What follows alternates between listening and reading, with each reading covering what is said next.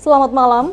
TVRI Stasiun Maluku kembali hadir dengan penyampaian informasi Maluku Antar Nusa malam ini bersama saya Anastasia Kagisina.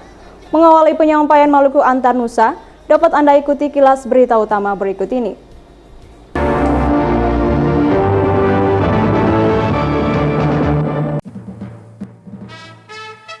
Pembongkaran lapak pedagang kaki lima di Batu Merah berlangsung ricuh.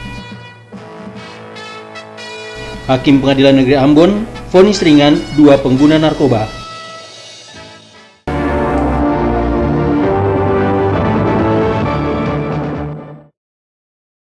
Demikian tadi kilas berita utama Maluku Antar Nusa malam ini.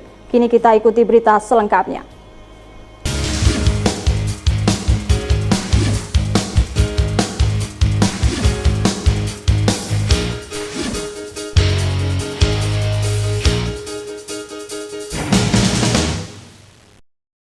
Pemirsa, pembongkaran ratusan lapak pedagang kaki lima di Pasar Batu Merah Ambon berlangsung ricuh.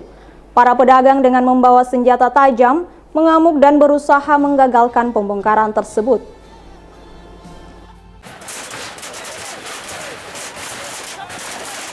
Kericuhan terjadi saat petugas Satpol PP membongkar dengan paksa ratusan lapak milik para pedagang kaki lima Pasar Batu Merah ke Ambon ini. Seorang pedagang yang tidak terima lapaknya dibongkar mengamuk dengan mengacungkan parang.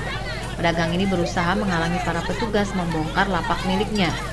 Sejumlah pedagang perempuan juga berteriak meminta petugas menghentikan pembongkaran lapak mereka. Meski berlangsung ricuh, namun para petugas tetap membongkar lapak-lapak milik para pedagang kaki lima ini. Sebelum dilakukan pembongkaran, pemerintah Kota Ambon telah melayangkan surat kepada para pedagang. Namun surat peringatan itu tak dihiraukan mereka. Para pedagang kaki lima ini tetap membandel dan berjualan di bahu-bahu jalan. Ini kan kita sudah menyurati masyarakat supaya yang ada lapak-lapak itu kembali fungsikan lapak itu, dan yang sementara berjualan di badan-badan jalan itu supaya bongkar bangunan sendiri dan masuk di lapak yang pemerintah sudah disediakan. Tapi sampai saat ini yang kita saksikan di lapak itu habis jual, ya mereka tinggal dengan barang-barang itu seperti itu. Lapak tetap ada. Itu sudah jadikan tempat tinggal, tempat timbul barang. Pemerintah harus mengatur kepentingan ulamanya, kepentingan siapa orang. Ratusan lapak pedagang kaki lima ini setiap hari membuat kemacetan di sepanjang jalan Pasar Batu Merah ke Ambon. Selain menimbulkan kemacetan, lokasi pasar ini juga terlihat kumuh dan semrawut. Pemerintah Kota Ambon membongkar lapak-lapak ini sebagai upaya untuk menata Pasar Batu Merah menjadi lebih baik dan mengurangi kemacetan di kawasan tersebut. Christine Sipahelut Kurniawan melaporkan.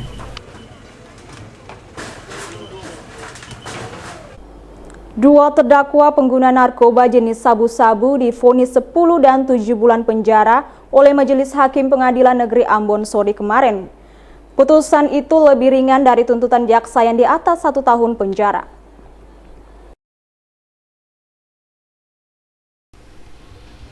Lufti terdakwa penyalahgunaan narkoba golongan 1 divonis 10 bulan penjara karena terbukti tanpa hak mengkonsumsi sabu-sabu seberat 0,68 gram.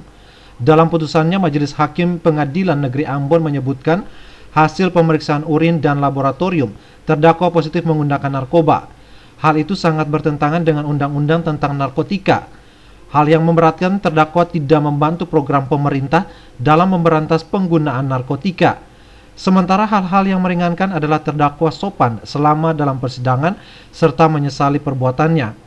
Putusan Majelis Hakim lebih ringan dari tuntutan jaksa penuntut umum, yakni 1 tahun 8 bulan penjara. Selain Lufti, Majelis Hakim juga menjatuhkan hukum 7 bulan penjara kepada Acing terdakwa pengguna sabu-sabu. Majelis Hakim menyatakan tidak ada maaf bagi terdakwa yang mengkonsumsi narkoba jenis sabu-sabu tanpa izin. Kuasa hukum kedua terdakwa Jidon Batmamolin menyatakan putusan Majelis Hakim sudah berdasarkan fakta sidang. Pihaknya tidak mengajukan upaya banding dalam putusan Majelis Hakim tersebut. Pada hari ini terkait dengan terdakwa pertama Lutfi SE dan yang kedua Dwi, putusan pengadilan hari ini sangat objektif atas pertimbangan-pertimbangan majelis terkait dengan perbuatan yang dilakukan oleh klien kami berdua, di mana klien kami berdua ini secara hukum terbukti bahwa mereka adalah korban narkotika sebagaimana diatur dan diancam dalam pasal 127 huruf E. Putusan 10 bulan dan 7 bulan penjara dinilai sangat ringan oleh jaksa penuntut umum. Tim jaksa penuntut umum akan mengajukan upaya banding terhadap putusan majelis hakim tersebut. Pani Letahid melaporkan. Pengadilan Negeri Ambon kembali menyidangkan pra-peradilan terhadap Wakil Direktur Polair Polda Maluku pagi tadi.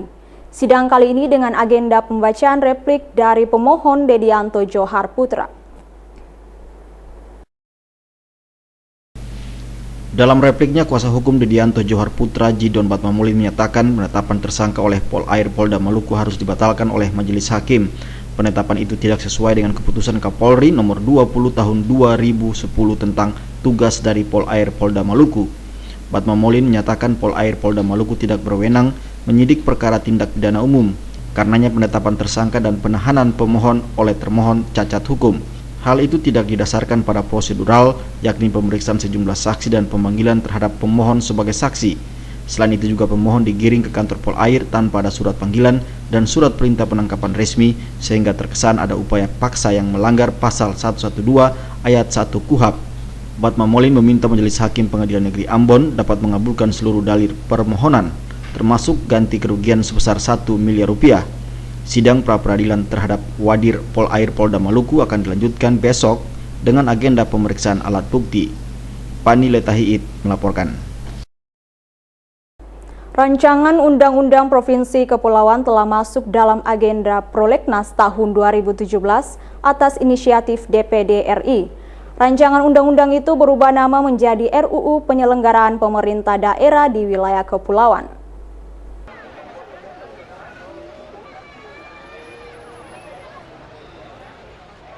Wakil Ketua Dewan Perwakilan Daerah Republik Indonesia Nono Sampono mengatakan rancangan Undang-Undang Kepulauan semula diinisiasi oleh DPR RI, namun kini telah menjadi inisiatif DPD RI.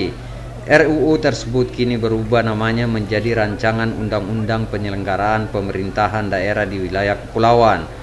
Menurut Nono Sampono, RUU Penyelenggaraan Pemerintahan Daerah di Wilayah Kepulauan telah masuk dalam agenda Prolegnas tahun 2017 atas inisiatif DPD RI. Meskipun telah berubah nama, namun tujuan dari RUU tidak mengalami perubahan. Nono Sampono mengemukakan RUU ini akan mendorong lahirnya kebijakan pemerintah pusat untuk mewujudkan Maluku sebagai lumbung ikan nasional. Termasuk Provinsi Kepulauan. Sekarang ini juga sudah masuk di Prolegnas 2017, tapi namanya sudah berbeda. Yang dulu di inisiatif DPR namanya Undang-Undang Provinsi Kepulauan, sekarang Rancangan Undang-Undang Penyelenggaraan Pemerintahan Daerah di Wilayah Kepulauan. Sama saja. Barangnya itu saja, tetapi menjadi inisiatif kami dari DPD dan sekarang ini sedang berproses. Nono Sampono meminta 7 provinsi yang berjuang untuk mendapatkan pengakuan Provinsi Kepulauan mendukung DPD RI. 7 provinsi itu masing-masing Maluku, Bangka Belitung, Kepulauan Riau, Maluku Utara, Sulawesi Utara, Nusa Tenggara Timur, dan Nusa Tenggara Barat. Hamja Tomia melaporkan.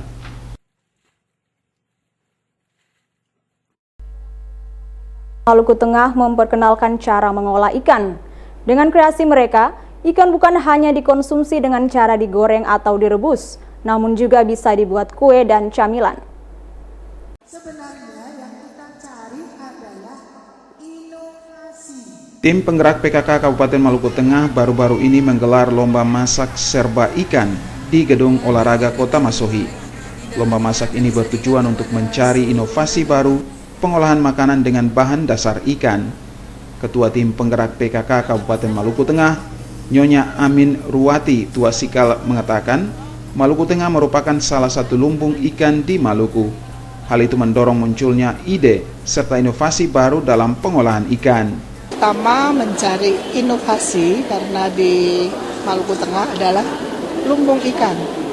Jadi bagaimana kita mencari produk-produk hasil ikan sesuai dengan kebutuhan masyarakat.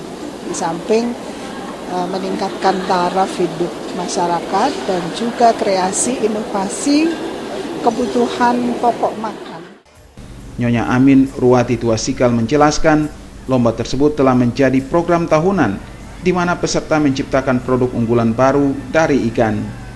Keluar sebagai juara pada lomba tersebut kelompok tim penggerak PKK Kecamatan Amahai. Ketua tim penggerak PKK Kecamatan Amahai, Nyonya Ulen Lekatompesi, mengajak ibu-ibu di Maluku Tengah untuk berinovasi menciptakan olahan ikan yang baru dan berkualitas. Dengan ini bikin kita bisa punya kreasi, dan otomatis dengan sendirinya kita punya anak-anak di rumah juga bisa menikmati ikan. Nyonya Ulen Lekatompesi berharap lomba serupa dapat berlanjut sehingga mendorong semangat tim penggerak PKK lainnya. Dari Masohi, Maluku Tengah, Fatahila Sia melaporkan.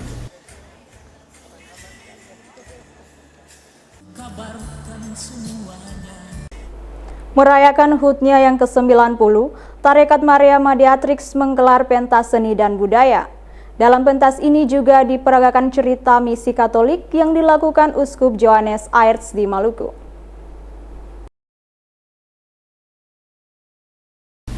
Sembilan 90 tahun sudah Tarekat Maria Mediatrix menjalani misi pelayanan di kota Ambon. Seorang misionaris martir Belanda, Monsignor Arnoldus Johannes Hubertus Aerts, MSc, telah meletakkan dasar kokoh pendirian tarekat ini. Johannes Aerts ditunjuk sebagai uskup tituler Apollonia di tahun 1920.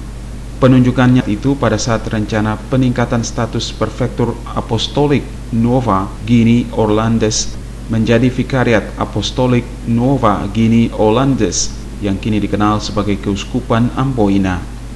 Wilayah pelayanannya saat itu meliputi Kepulauan Maluku hingga ke Papua Barat dan sekitarnya.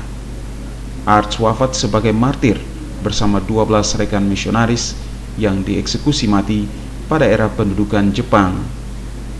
Kendati mesti menghadapi kematian dalam menyebarkan Injil Kristus, Johannes Aerts telah memberikan panutan yang baik bagi gereja Katolik di Maluku. Untuk mengenang karya besar Aerts bagi umat Katolik, Tarekat Maria Mediatrix menggelar pentas seni dan budaya di puncak perayaan HUT-nya semalam. Pentas seni ini diwarnai dengan sejumlah tari-tarian tradisional Maluku. Dalam pentas ini juga diceritakan kisah perjalanan sang misionaris dalam menyebarkan Injil Kristus di tanah Maluku. Penyebaran Injil ini mendapat berbagai tantangan dari warga setempat maupun penjajah kala itu yang menduduki Maluku. Uskup Diosis Amboina Monsignor Petrus Canisius Mandagi menyatakan hal yang dikutip oleh Paus Fransiskus, di mana kaum religius hadir, di situ ada kegembiraan. Pagelaran seni dihadiri para uskup dari sejumlah keuskupan Papua maupun Palangkaraya, pastor dan biarawati Maria Mediatrix. Nalkilatus Saule Sarlas Bolaman melaporkan.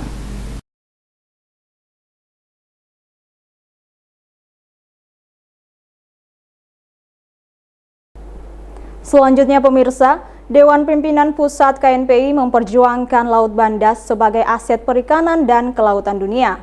Hal itu ditegaskan dalam rekomendasi Jambore Nasional Poros Maritim Pemuda yang dibacakan di Tugugong Perdamaian Dunia Kota Ambon Rabu sore.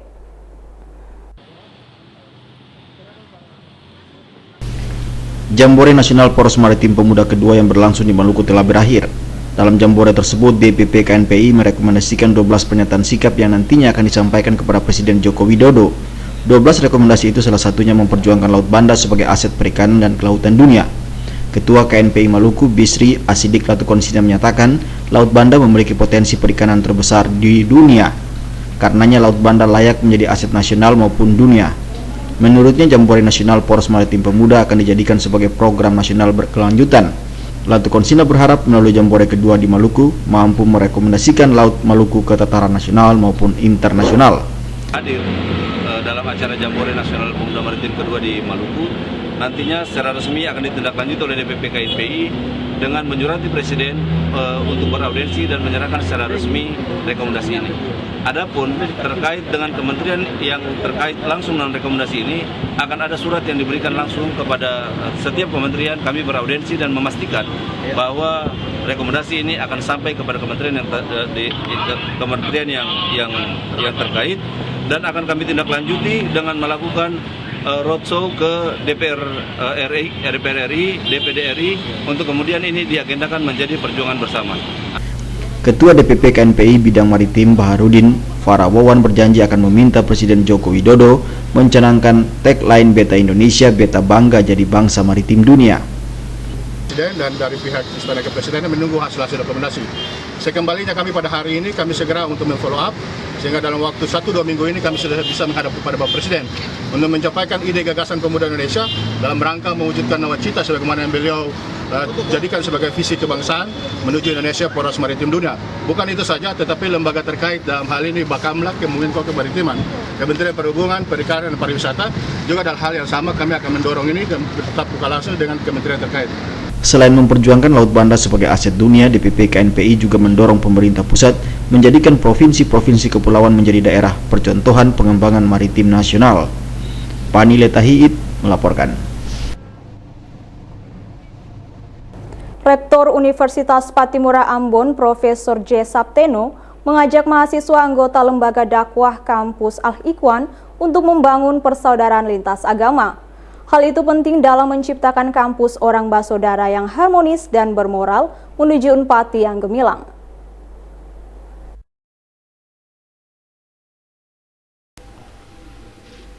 Kepengurusan Lembaga Dakwah Kampus Al-Ikhwan siap menjalankan program Rektor Universitas Patimura.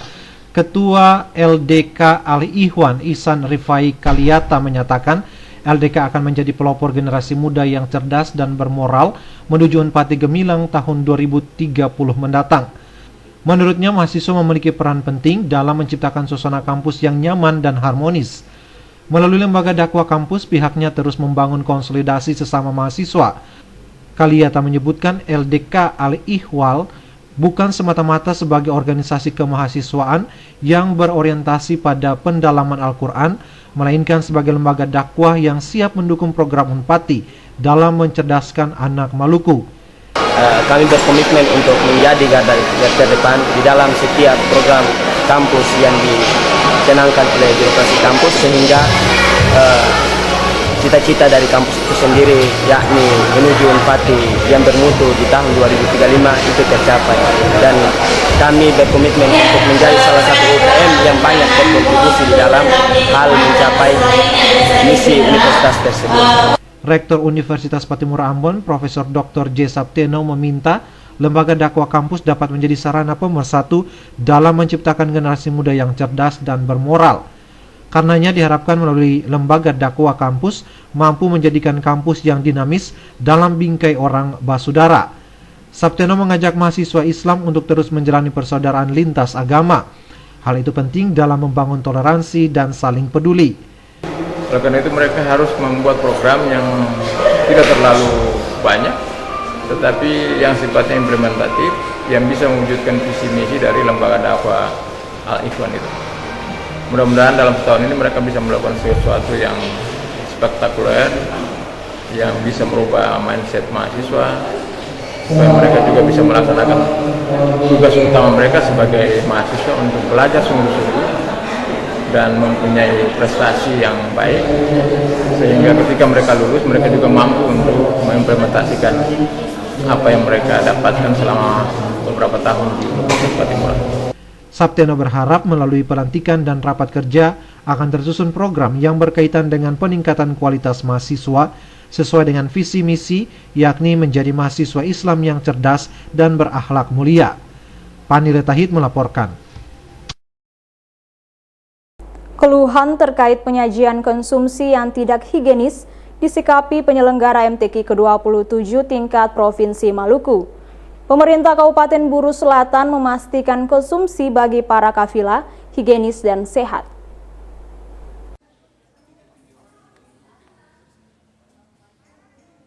Menyikapi aduan sebagian kafilah peserta MTQ yang mengeluhkan menu konsumsi yang tidak layak, Sekretaris Daerah Buru Selatan langsung meninjau dapur umum Selasa pagi.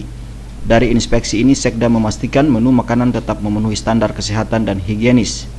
Keluhan terkait produk beras dan ikan yang sudah tidak layak menurut Sekda sudah ditindaklanjuti Balai POM yang turut mengawasi pembuatan hingga penyajian makanan bagi kafilah maupun para tamu.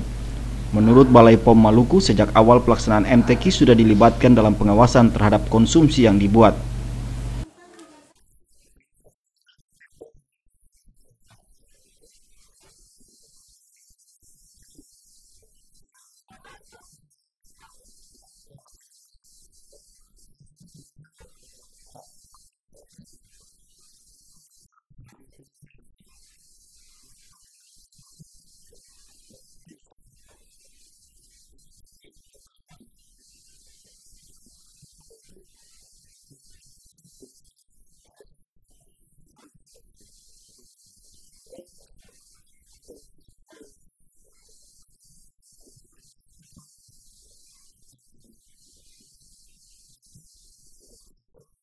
Selama event MTQ berlangsung, proses pembuatan hingga penyajian makanan bagi kontingen kafilah ditangani pengurus PKK bersama Dharma Wanita Kabupaten Buru Selatan. Balai POM Maluku bersama Dinas Kesehatan Kabupaten Buru Selatan turut serta terlibat dalam menguji dan mengawasi hasil pengerjaan agar terjamin dan layak dikonsumsi.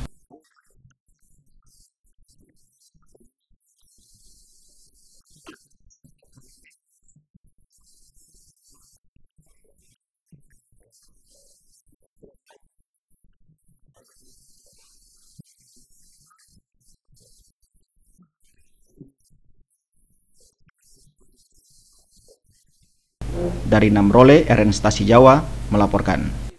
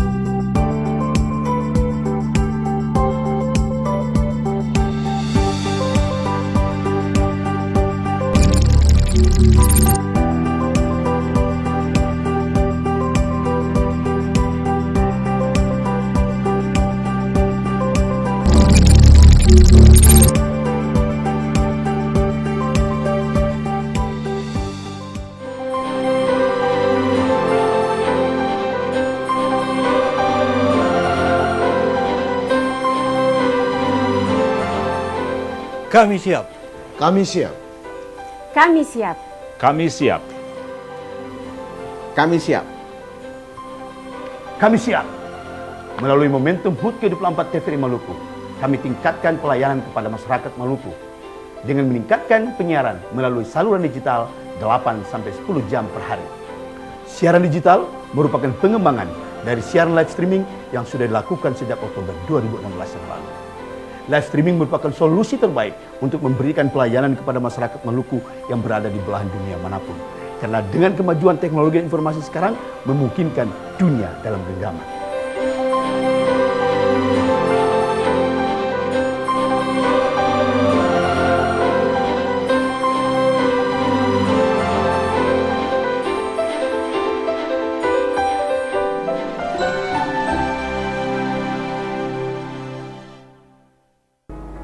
Pemirsa, demi kelancaran pelaksanaan MTQ tingkat Provinsi Maluku ke-27, pemerintah Kabupaten Buru Selatan menjamin kenyamanan bagi para kafilah. Panitia mempersiapkan dan mengontrol pelayanan mulai dari tempat tinggal hingga konsumsi.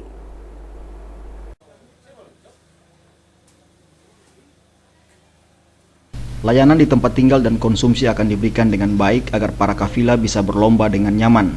Hal ini diungkapkan Sekretaris Kabupaten Buru Selatan, Syahrul Pawa, saat meninjau tempat penampungan kafilah dan dapur umum MTQ Provinsi Maluku.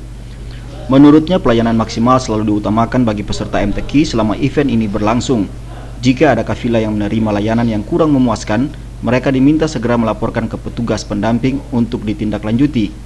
Terkait pola penyajian makanan yang diadukan, Pawa menginstruksikan petugas dapur umum untuk menyuplai makanan yang sesuai dengan kebutuhan. Pengaturan kebutuhan makan disesuaikan baik kuantitas maupun kualitas bahan makanan.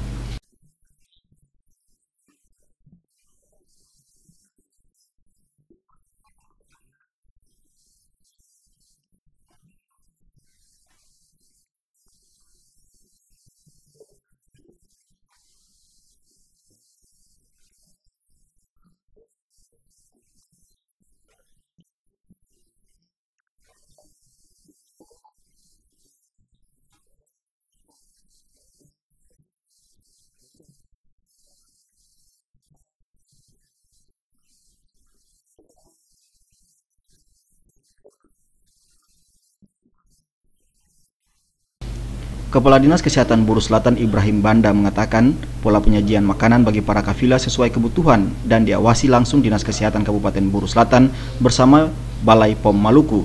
Langkah ini ditempuh agar kualitas kesehatan anggota kafilah bisa lebih terukur. Selain itu, layanan konsumsi diberikan bervariasi agar memuaskan mereka.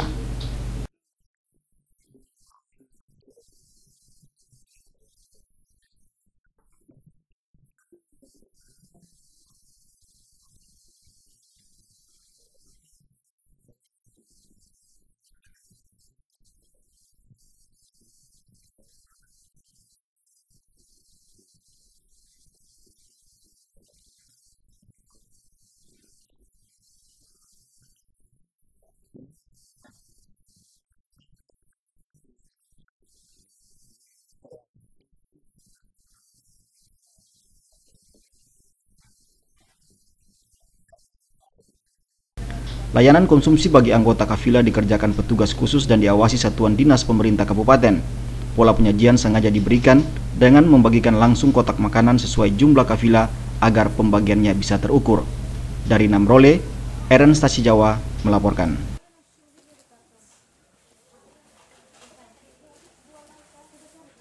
Sementara itu pemirsa, anggota DPRD Kabupaten Wamrau, Papua Barat melakukan studi banding di Kota Ambon terkait pengelolaan objek pariwisata.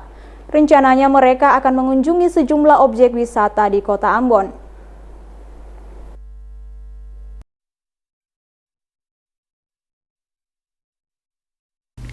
Dunia pariwisata Kota Ambon yang mulai menggeliat kini dilirik pemerintah Kabupaten Tamrau, Papua Barat. Hal itu dapat dilihat dari studi banding yang dilakukan anggota DPRD Kabupaten Tamrau, Papua Barat tadi pagi. Ketua DPRD Kabupaten Tamrau, Kosmos Baru mengatakan studi banding anggota DPRD Kabupaten Tamrau di Kota Ambon karena Kota Ambon dinilai sangat baik untuk pengembangan potensi pariwisata. Selain itu, geografis Ambon sangat mirip dengan Kabupaten Tamrau. Rencananya, rombongan anggota DPRD Tamrau ini akan mengunjungi sejumlah objek wisata di Kota Ambon.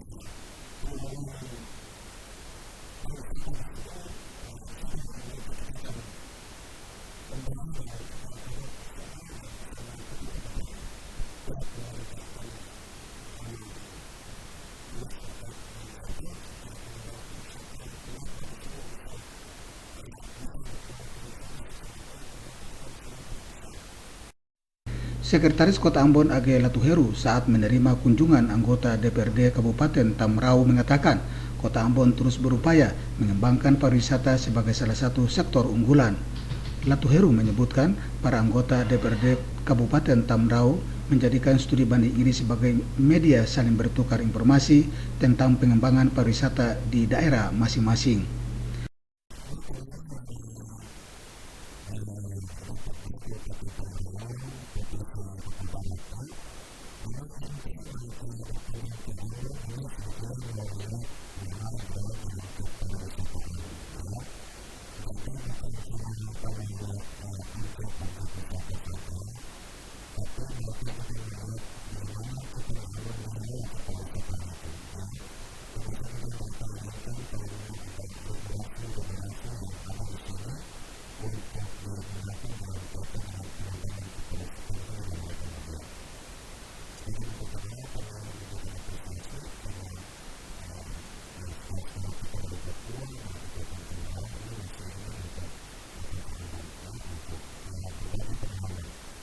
Latu Heru menyebutkan, dunia pariwisata di Kota Ambon dan Maluku kini tengah dilirik para pengembang karena memiliki objek wisata yang tidak kalah menariknya dibanding daerah-daerah lainnya. Abu Sahabawa, Unga melaporkan. Asisten 1 Sekretariat Kota Ambon, Anggonoto Ura, membuka sosialisasi pengurusan surat izin tempat usaha bagi pengusaha mikro kecil dan menengah di Kota Ambon. Kegiatan tersebut melibatkan pemateri dari Dinas Penanaman Modal dan PTSP Kota Ambon serta Badan Penyelenggara Jaminan Sosial.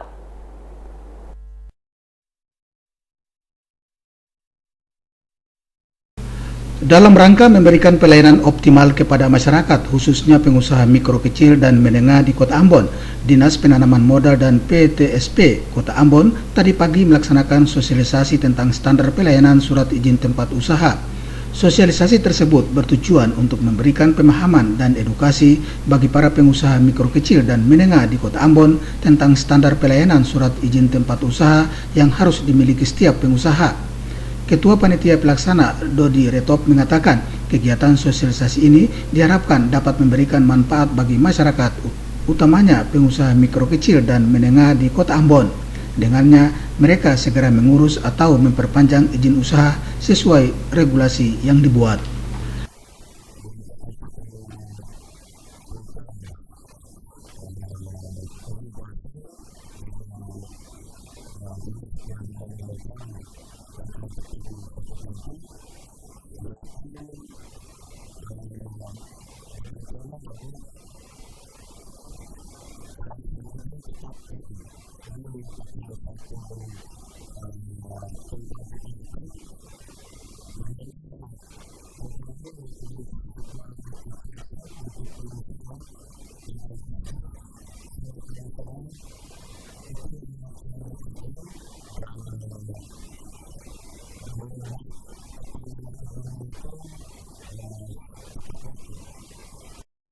Asisten 1 Bidang Pemerintahan Sekretariat Kota Ambon, Anggonoto Ura mengatakan, sosialisasi tentang standar pelayanan izin tempat usaha diharapkan dapat memberikan manfaat positif bagi keberlangsungan usaha mikro kecil dan menengah di Kota Ambon. Pelayanan publik yang diterapkan pemerintah Kota Ambon saat ini adalah cepat, tepat, dan transparan yang telah diterapkan melalui sistem pelayanan terpadu satu pintu. Abu Sahabawa, Unga melaporkan. Selanjutnya pemirsa, anggota MPR RI Mercy Barens mengatakan sosialisasi 4 pilar kebangsaan merupakan upaya menghindari tergerusnya nilai-nilai kebangsaan di tengah masyarakat.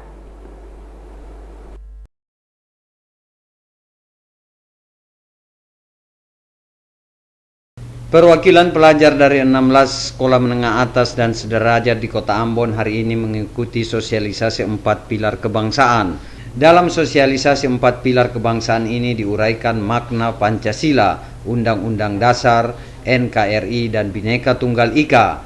Sosialisasi yang diprakarsai anggota MPR RI Mercy Barens dimaksudkan untuk menggali nilai-nilai luhur budaya dan kehidupan sosial kemasyarakatan yang terkandung dalam 4 pilar kebangsaan itu. Mercy Barens menegaskan sosialisasi 4 pilar kebangsaan yang dilakukan ini merupakan upaya menghindari tergerusnya nilai-nilai kebangsaan di tengah-tengah masyarakat. Sosialisasi yang dilakukan kali ini diperuntukkan kepada generasi muda, terutama yang duduk di bangku sekolah menengah atas dan sederajat.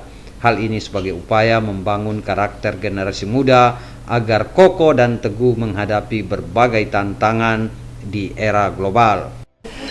Jadi hari ini sosialisasi 4 pilar saya kemas dalam bentuk outbound bagi adik-adik SMA dan sederajat dalam rangka untuk membentuk karakter generasi muda yang maju, mandiri, kreatif, memiliki jiwa pemimpin dan punya visi besar bagi dirinya dan bagi bangsanya. Sekretaris Dinas Pendidikan dan Kebudayaan Maluku Mimi Hujajani saat membuka sosialisasi 4 pilar kebangsaan itu menyatakan pentingnya membangun karakter generasi muda terkait dengan pemahaman kehidupan berbangsa dan bernegara. Boy Nahrum Cak Tamaela melaporkan.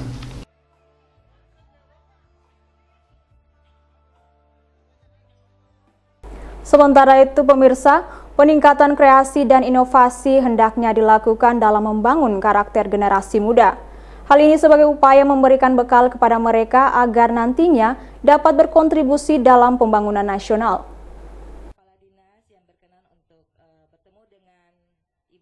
Dalam sosialisasi 4 pilar kebangsaan yang diikuti perwakilan pelajar SMA dan sederajat di Kota Ambon, anggota MPR RI Mercy Barens menyebutkan kreativitas, inovasi sangat diperlukan dalam membangun karakter generasi muda. Peningkatan kreativitas dan inovasi itu sebagai upaya memberikan bekal kepada mereka agar nantinya dapat berkontribusi dalam pembangunan nasional. Pada sosialisasi yang berlangsung di alam terbuka itu, Mercy Barens memotivasi para pelajar dengan menyatakan, buatlah mimpi yang menakutkan sehingga dapat memotivasi diri dalam berkarya. Bagaimana mereka menciptakan satu visi besar untuk diri pribadinya dengan bertanya apa mimpi adik-adik semua. Sebenarnya ini pertanyaan sederhana. Karena ketumpu orang tua biasa bilang gantunglah cita-citamu setinggi langit. Tapi ya begitu saja, cita-cita tinggal cita-cita. Kali ini saya ingin mendorong mereka lebih dalam lagi dengan buatlah cita-cita atau visi besarmu ke depan yang bahkan sampai menakutkan kamu. Supaya itu merasa termotivasi dan itu bisa menjadi satu penggerak yang luar biasa untuk mereka memotivasi diri mereka menjadi pribadi-pribadi yang luar biasa, yang inovatif, yang break through the limit, menembus batasan-batasan dalam pengertian adalah mau maju, lebih mandiri, lebih bertanggung jawab dan seterusnya. Sosialisasi 4 pilar kebangsaan dalam bentuk outbound dilakukan agar para peserta mudah memahami materi yang diberikan di samping meningkatkan kreativitas dan inovasi mereka. Merasa senang mengikuti sosialisasi ini karena dilakukan secara outbound karena kita bisa merasa rileks dan salah satu tujuannya juga untuk meningkatkan kreativitas kita dalam berbagai hal, terus ketepatan waktu, ketangkasan kita dalam melakukan sesuatu. Nama saya pertama kami terinspirasi dari sosialisasi ini karena bisa menginspirasi kami pada masa sekolah kami. Kami juga senang mengikuti sosialisasi ini dan akan melakukan kegiatan outbound nantinya. Pelajar yang mengikuti sosialisasi 4 pilar kebangsaan ini berasal dari perwakilan 16 SMA dan sederajat yang ada di Kota Ambon. Boy Nahrum Cak Tamaela melaporkan.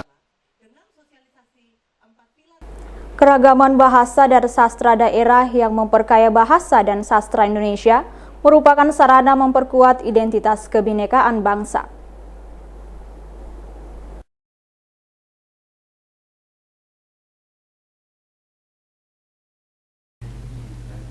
Peran bahasa dan sastra Indonesia melalui reidentifikasi kebinekaan bangsa menjadi hal menarik sebagai solusi untuk permasalahan sosial bangsa. Namun bahasa dan sastra Indonesia belum sepenuhnya dikenal masyarakat. Padahal keragaman bahasa dan sastra daerah serta nilai-nilai lokalnya memiliki andil besar dalam pengembangan bahasa Indonesia. Menyikapi hal ini, Kantor Bahasa Maluku menggelar bincang-bincang kebahasaan dan kesastraan tahun 2017. Kepala Kantor Bahasa Maluku, Asrif, mengatakan Provinsi Maluku memiliki 49 bahasa daerah. Jumlah tersebut masih bisa bertambah karena belum semua wilayah diteliti. Di balik kekayaan bangsa itu, semua bahasa daerah terancam punah. Bahkan 4 diantaranya telah punah. Bahasa daerah bukan sekedar alat komunikasi.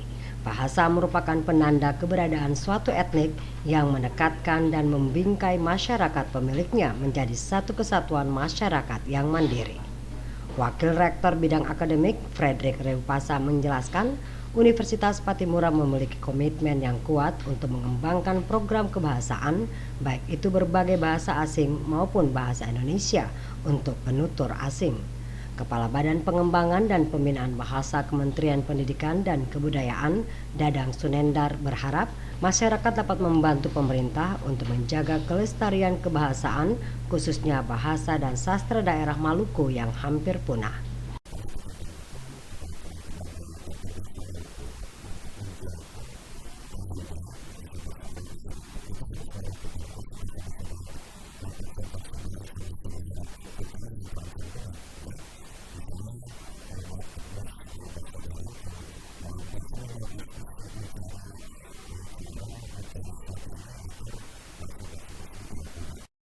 Pada kegiatan ini juga dilakukan peluncuran dan bedah buku terbitan Kantor Bahasa Maluku, antara lain majalah Fuli, antologi esai bahasa, sastra dan identitas, dan antologi cerpen bertajuk Perahu Kehidupan.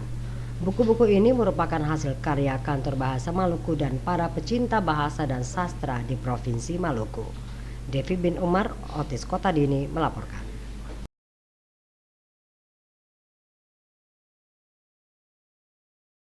Pemirsa, Dinas Tenaga Kerja dan Transmigrasi Maluku menyambut Hari Buruh Internasional atau May Day dengan menggelar jalan santai Rabu pagi. Jalan santai ini melibatkan serikat, buruh BPJS Ketenagakerjaan dan Kesehatan Maluku. Kepala Dinas Tenaga Kerja dan Transmigrasi Maluku Ahdar Sopalatu menyebutkan peringatan Hari Buruh Internasional atau May Day tahun ini tidak diwarnai dengan aksi demonstrasi. Namun pada peringatan May Day ini, Dinas Tenaga Trans mengajak serikat buruh, BPJS Kesehatan, dan BPJS Ketenagakerjaan wilayah Maluku untuk melaksanakan kegiatan jalan santai bersama. Kepala Dinas Tenaga Kerja dan Transmigrasi Maluku Ahdar Sopalatu mengakui pihaknya telah menyampaikan kepada serikat buruh jika ada tuntutan sebaiknya disampaikan kepada Gubernur Maluku. Dengannya saat puncak May Day pada tanggal 1, tidak ada aksi demonstrasi yang dilakukan serikat buruh di Maluku. Menurut Sopalatu, Naker Trans Maluku tetap membangun hubungan baik dengan tenaga kerja. Jika ditemukan persoalan ketenaga kerjaan, akan dimediasi dengan perusahaan.